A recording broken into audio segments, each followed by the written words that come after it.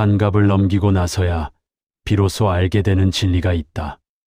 누가 진정으로 나를 아끼는 사람인지 그것은 지갑을 보아서는 알 수 없다는 것. 이것을 보아야 한다.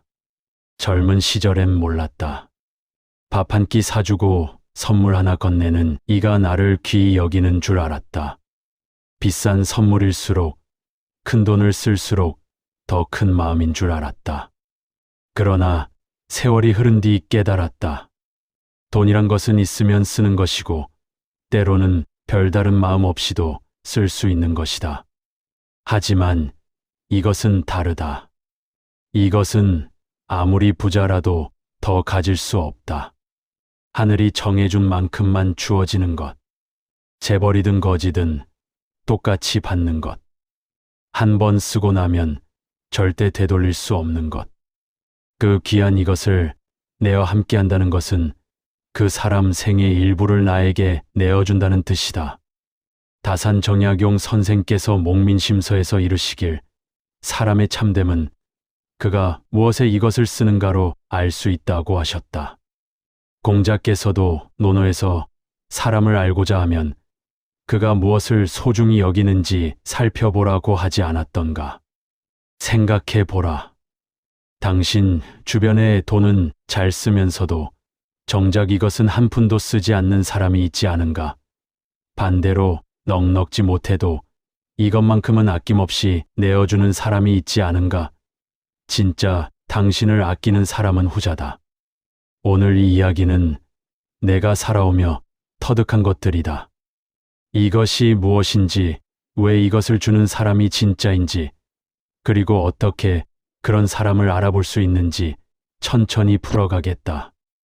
혹 주변에 이런 고민을 하는 이가 있다면 이 글을 나누어 주시게. 그리고 구독과 좋아요도 잊지 말고. 젊을 때는 친구가 많은 것이 좋다고 생각했다. 명함을 많이 주고받고 모임에 자주 나가고 연락처가 많을수록 인맥이 넓다고 여겼다. 그런데 나이가 들고 보니 그게 아니었다. 진짜 친구는 숫자가 아니라 무게로 재야 하는 것이었다. 장자는 장자 삼목편에서 이렇게 말했다. 군자의 사귐은 물과 같이 담백하고 소인의 사귐은 술과 같이 달다. 처음엔 달콤하지만 금방 물리는 관계와 담백하지만 오래가는 관계. 나이 들어 남는 건 후자뿐이다. 정약용 선생은 유배지에서 보낸 편지에서 어려울 때 곁에 있는 사람이 진짜 버티라고 하셨다. 좋을 때만 함께하는 건 누구나 할 수 있다. 힘들 때 자기 시간을 내어 함께하는 것, 그것이 진정한 우정이다. 요즘 젊은 사람들은 SNS에서 좋아요 누르는 걸 관계라고 생각한다고 한다. 하지만 그건 관계가 아니다. 진짜 관계는 직접 만나서 눈을 마주하고 시간을 함께 보내는 것이다. 메시지 100개보다 차 한 잔을 나누며 나눈 한 시간의 대화가 더 값지다. 돈 많은 자식이 효자다라는 말 들어본 적 있을 것이다. 과연 그런가? 자식이 명절 때마다 용돈 100만 원씩 주면 효자일까? 좋은 요양원에 모셔드리면 효도일까? 아니다. 진짜 효도는 그런 게 아니다. 시간을 내어 함께하는 것, 그것이 진정한 효도다. 이웃집 김씨 이야기를 해보겠다. 그 집 큰아들은 서울에서 큰 사업을 한다. 명절 때마다 고급 선물을 보내고 용돈도 넉넉히 준다. 하지만 1년에 한두 번밖에 얼굴을 보지 못한다. 반면 둘째 아들은 그리 넉넉지 못하지만 매주 한 번씩 들른다. 저녁 먹고 차 한잔 하면서 이런저런 이야기를 나눈다. 김 씨가 편찮아 누웠을 때 곁에 있던 건 둘째 아들이었다. 일주일 동안 회사에 휴가를 내고 간호를 했다. 김 씨는 나중에 이렇게 말했다. 큰 놈이 보내준 돈은 고맙지. 하지만 작은 놈이 내 손 잡고 있어준 그 시간이 더 고맙더라고. 석가모니께서 법구경에서 말씀하시길 진정한 선물은 시간과 관심이다. 부모가 진정으로 바라는 것은 비싼 선물이 아니다. 자식과 함께 보내는 시간이다. 같이 밥 먹고 이야기 나누고 손을 잡아주는 것. 그것이 부모가 원하는 전부다. 요즘 자식들은 바쁘다고 한다. 물론 알고 있다. 일도 해야 하고 자기 가정도 돌봐야 한다는 것. 하지만 일주일에 한두 시간, 그것도 낼 수 없을 만큼 바쁜가? 부모가 세상에 계신 시간은 생각보다 짧다. 후회하기 전에 지금 시간을 내라. 요즘은 말로 사랑을 표현하는 시대라고 한다. SNS에 사랑한다고 올리고 메시지로 하트를 보낸다. 하지만 진짜 사랑은 말이 아니라 시간으로 증명되는 것이다. 노자께서 도덕경에서 이르시길 말이 많으면 도리어 궁하니 중심을 지키는 것만 못하다. 사랑한다는 말을 100번 하는 것보다 한 번이라도 더 함께 시간을 보내는 것이 진정한 사랑이다. 내 지인 중에 박씨 부부가 있다. 결혼한 지 40년이 넘었는데 아직도 매일 저녁 산책을 함께 한다. 비가 오나 눈이 오나 30분씩 동네를 걷는다. 말은 많지 않다. 그저 손을 잡고 걷는다. 그게 전부다. 박 씨에게 물었다. 뭐 그리 특별한 게 있나? 그러자 이렇게 답하더군. 특별한 게 뭐가 있겠어. 그냥 같이 있는 거지. 하루 중 그 30분은 오직 아내만 생각하는 시간이야. 스마트폰도 안 보고 다른 생각도 안 하고 그냥 아내 손만 잡고 걷는 거야. 또 한 분은 이런 이야기를 해주었다. 남편이 암 투병을 할 때였다. 항암 치료를 받으러 병원에 갈 때마다 아내가 매번 함께 갔다. 3시간씩 걸리는 치료 동안 옆에서 책을 읽거나 뜨개질을 했다. 그저 곁에 있어 주는 것뿐이었지만 남편에게는 그게 가장 큰 힘이 되었다고 한다. 정약용 선생은 부인에게 보낸 편지에서 멀리 떨어져 있어도 그대를 생각하는 이 시간이 함께 있는 것이라고 쓰셨다. 하지만 가능하다면 생각만 하지 말고 함께 있어야 한다. 시간을 함께 보내야 한다. 사랑은 말이 아니라 행동이다. 그리고 그 행동 중 가장 큰 것이 시간을 내어주는 것이다. 카카오톡 메시지 100개보다 직접 만나서 차 한잔 나누는 한 시간이 더 큰 사랑이다. 요즘 사람들은 입버릇처럼 바빠서라고 말한다. 만나자고 하면 바빠서, 전화하자고 하면 바빠서, 뭘 하자고 해도 바빠서. 그런데 정말 그렇게 바쁜가? 아니면 그냥 우선순위가 낮은 것인가? 장자는 장자 양생주에서 이렇게 말했다.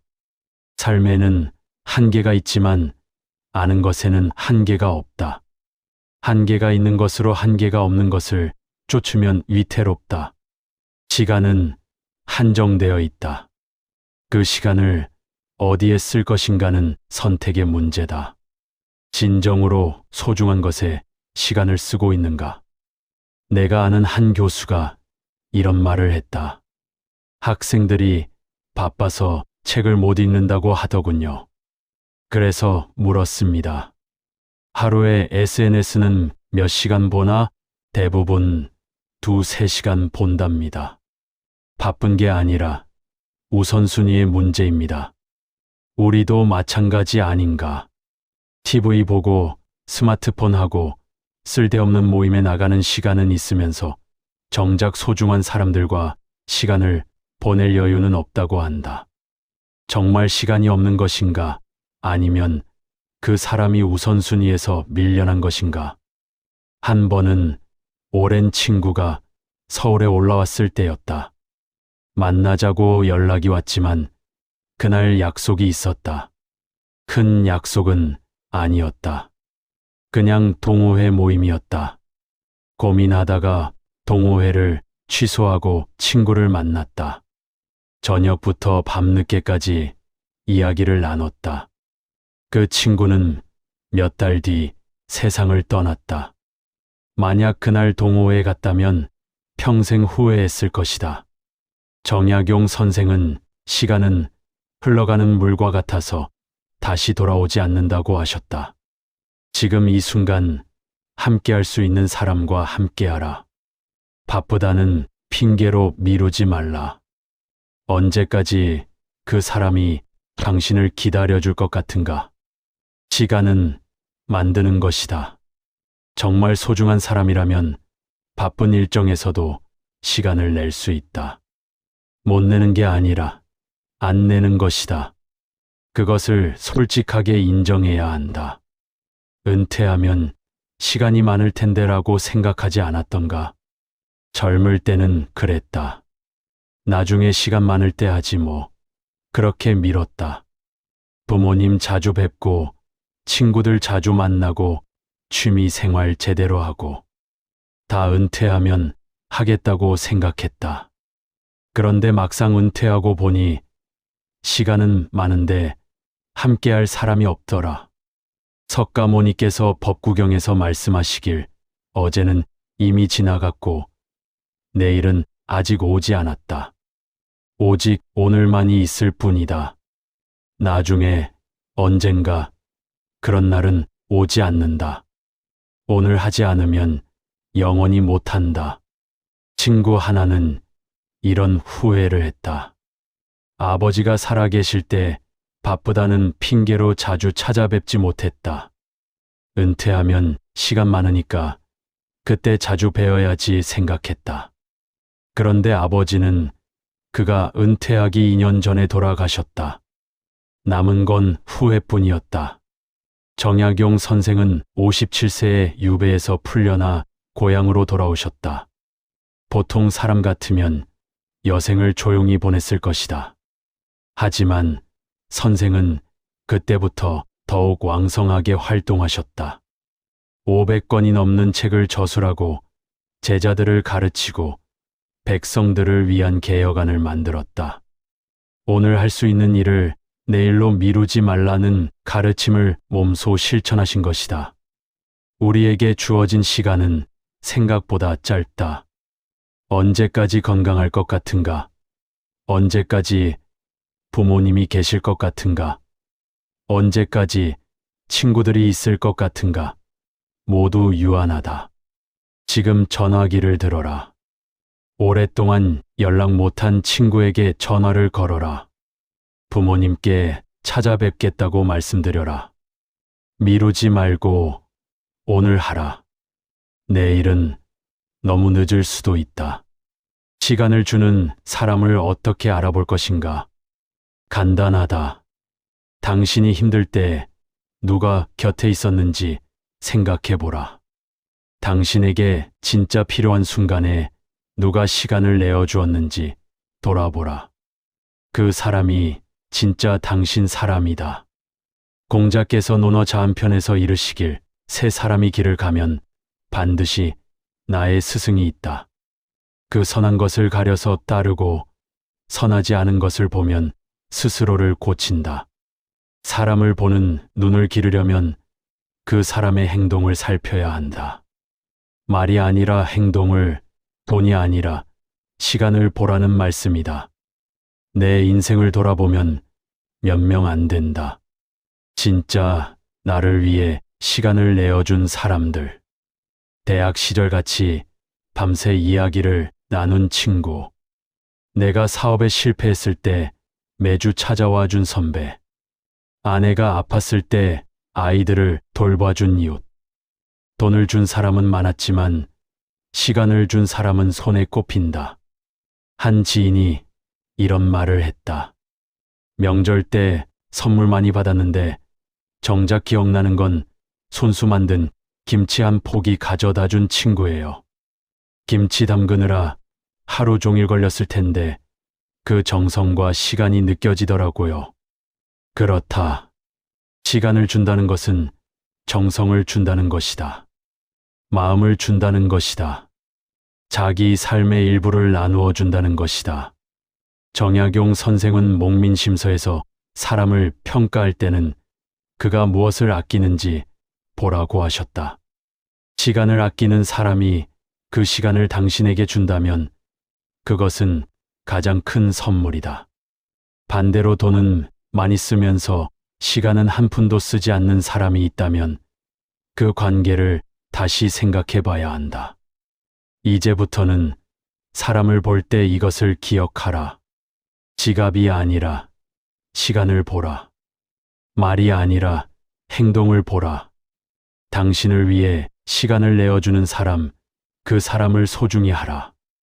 그리고 당신도 그런 사람이 되어라. 소중한 사람에게 지갑이 아니라 시간을 주는 사람 말이다. 결국 인생이란 시간을 어떻게 쓰느냐의 문제다. 누구와 함께 시간을 보내느냐가 삶의 질을 결정한다. 돈 많이 벌고 높은 자리에 올라가는 것도 좋다. 하지만 그 모든 것보다 중요한 건 소중한 사람들과 함께하는 시간이다. 오늘 퇴근하면 가족과 저녁 식사를 하라. 오랫동안 연락 못한 친구에게 전화를 걸어라. 부모님께 안부를 여쭤라. 지금 당장 하라. 내일은 너무 늦을 수도 있다. 시간은 되돌릴 수 없다. 한 번 흘러가면 다시는 오지 않는다. 그러니 후회하지 말고 지금 이 순간을 소중히 하라. 당신의 시간을 아껴야 할 사람에게 쓰라. 그리고 기억하라. 진짜 당신 사람은 지갑을 여는 사람이 아니라 시간을 내어주는 사람이다. 긴 이야기를 끝까지 들어주어 고맙고 내용이 마음에 든다면 지인들과 이 이야기를 나누어 주었으면 좋겠다.